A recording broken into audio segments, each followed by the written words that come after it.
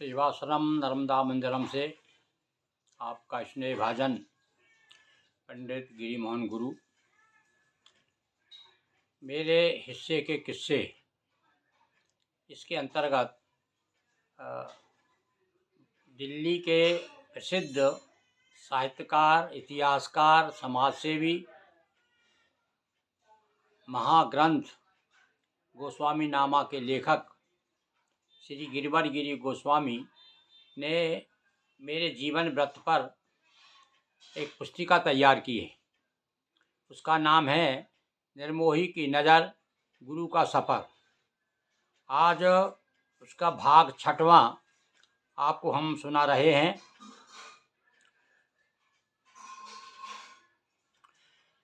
आज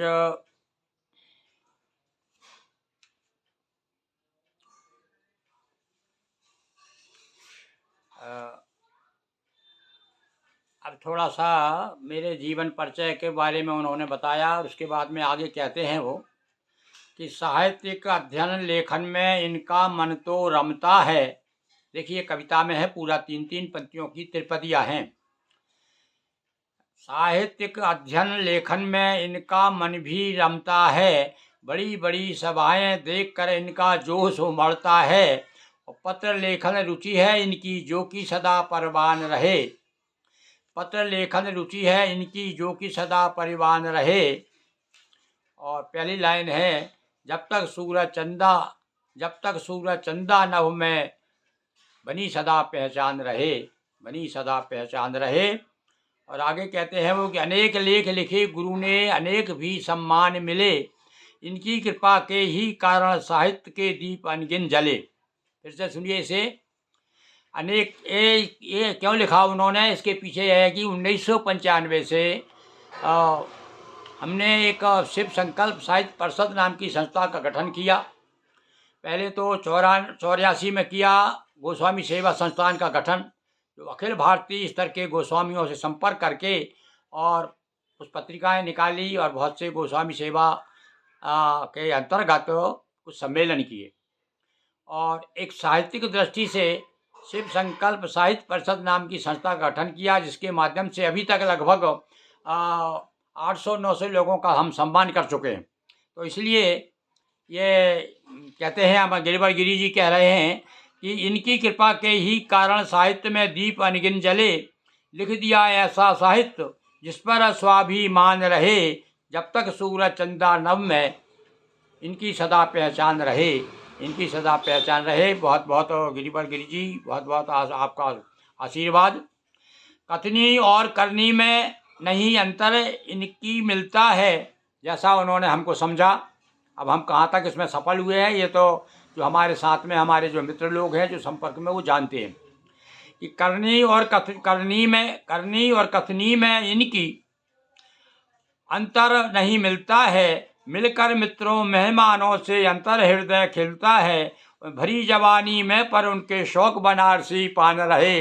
देखिए हमने कभी चर्चा की थी कि हम जब नागपुर में थे और जब हम विद्यार्थी काल में थे तो एक एक किलोमीटर दूर जा कर के एक बहुत बड़ी बनारसी पान की दुकान थी, तो हम बनारसी पान खाने जाया करते थे। देखिए वो उसका भी उल्लेख उन्होंने किया इसमें।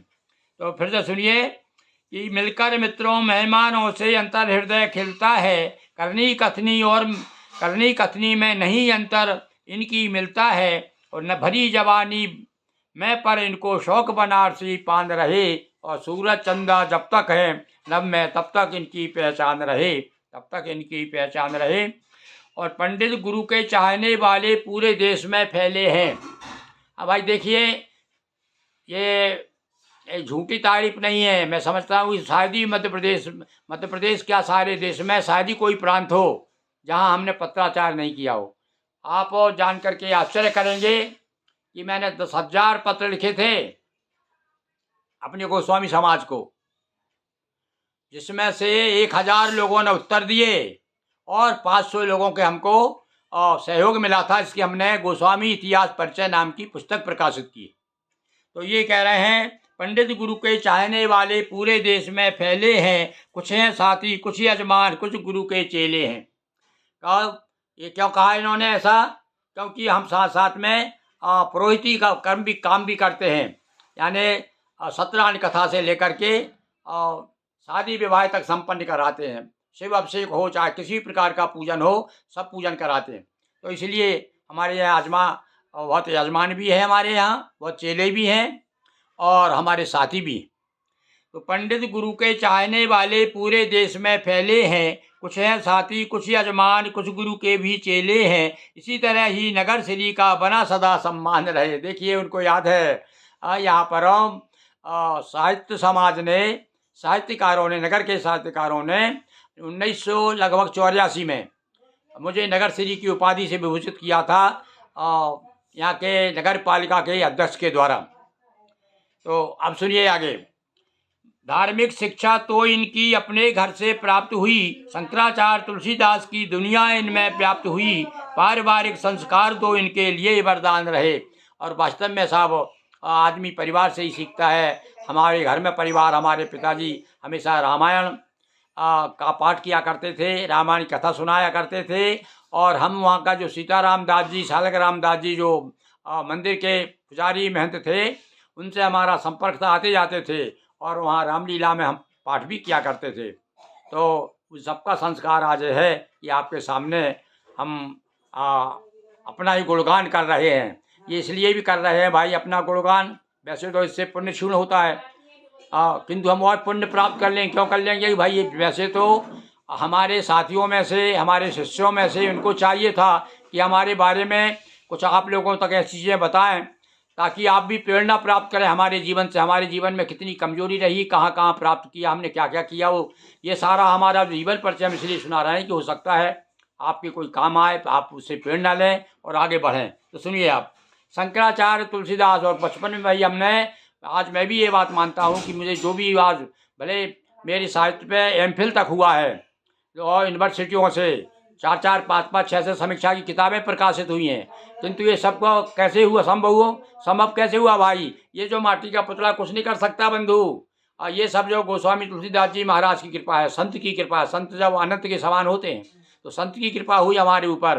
बचपन से ही हम अपना गुरु तुलसीदास जी को ही मानते हैं। सारा कविता लिखना उनसे ही सीखा है। रामायण पढ़ पढ़ के आगे ही चली बहुत रघुराई और ऋषि मुख पर्वत नीराई, दिमाग में घूमता रहता था ये रघुराई और नीराई कैसे आ गया। ये जिज्ञासा, अथा तो ब्रह्म जिज्ञासा, तो यही जिज्ञासा हमारी, अथा तो कविता जिज्ञासा। तो ये कविता की जिज्ञासा ने हमको कवि बना दिया। और हम गर्व के साथ कह सकते हैं कि हमने अपने जीवन में पूरा जीवन कविता में डुबो दिया। इसलिए जो भौतिक दृष्टि से संपन्न था और भौतिक दृष्टि से जो एक कहना चाहिए कि परिवार को आगे ले जाना था, वो हम नहीं ले जा सके, क्योंकि कविता रानी में डूबे रहे। और आज भी वही बात है। और देखिए सब आपके सहयोग से, आपकी शुभकामनाओं से हमने 6 पुराण जो है अपने 18 पुराण में से उनका भाषांतर किया है, यानी कविता में दोहा चौपाइयों में तैयार किया है।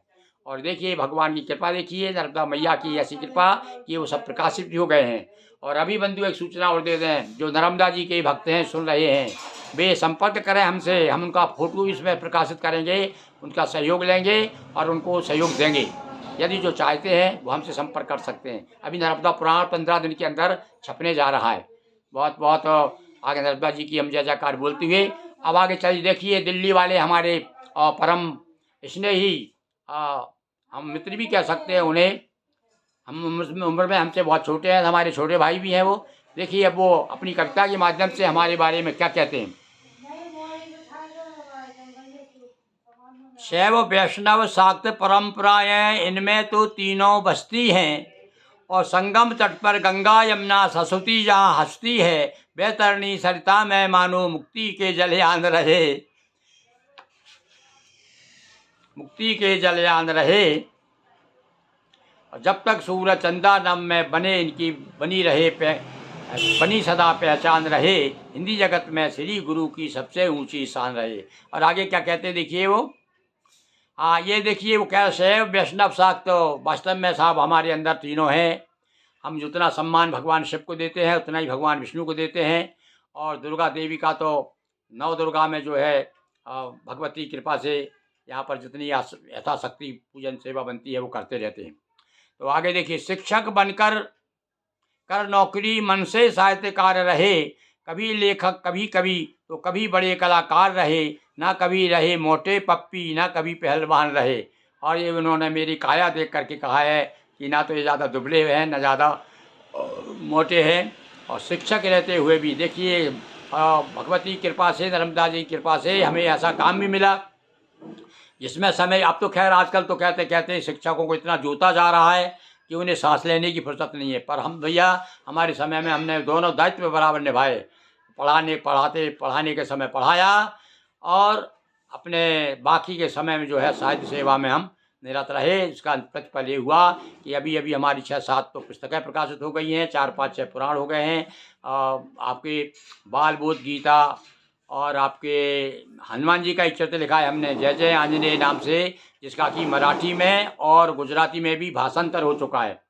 तो ये सब आप लोगों के सहयोग से सब हुआ है। ये सब बताने का मेरा यही अर्थ है कि आप में जितने जुड़े हुए लोग जो साहित्य प्रेमी हैं वो भी आगे बढ़ें और लगातार काम करते रहें, तो निश्चित रूप से अपने को सफलता प्राप्त होती है।